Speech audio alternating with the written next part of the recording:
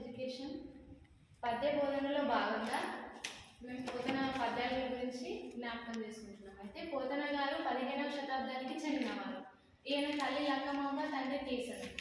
పోతన గారు కొన్ని రచనలు కూడా చేశారు. ఈయన నారాయణ శతకం, భోగిని దండకం, వీరభద్ర విజయం అనే రచనలు కూడా చేశారు. ఈయనకు సహజ పండితుడు అనే బిరుదు కూడా ఉంది. అయితే ఈ పోతన గారి యొక్క పద్యము దానశీలము పాఠ్యాంశంలోని ఒక పద్యాన్ని నేను చెప్పబోతున్నాను. అయితే ఈ పద్యం యొక్క సందర్భం ఏంటంటే, శుక్రాచార్యుడు, రాక్షసుల గురువైన శుక్రాచార్యుడు మన పోతన గారికి, మన బలిచక్రవర్తికి చెప్పిన సందర్భంలోని పద్యం ఇది. అంటే విష్ణుమూర్తి పోతన గారి దగ్గరికి వచ్చి అంటాడన్నమాట. విష్ణుమూర్తి అయితే శుక్రాచార్యుడు, రాక్షసుల గురువైన శుక్రాచార్యుడు బలిచక్రవర్తికి చెప్పిన సందర్భంలోని పద్యం ఇది.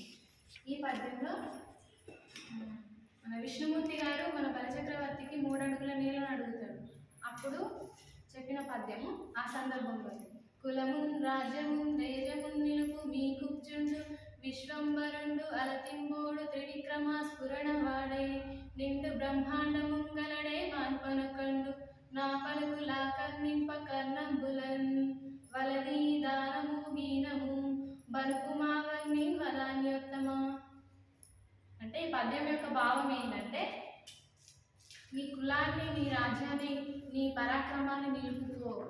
ఈ పొట్టివాడైన విష్ణువు 3 అడుగుల నేలతో పోడు, మూల్లో అంటే త్రిలోకాలను ఏలేవాడు, ముల్లోకాలను ఏల్తాడు, 3 అడుగుల నేలతో పోడు. కాబట్టి నువ్వు ఈ దానం చేయడాన్ని మానుకో, ఈ పొట్టివాడైన విష్ణువుని తిరిగి పంపించేయు అని చెప్తాడన్నమాట.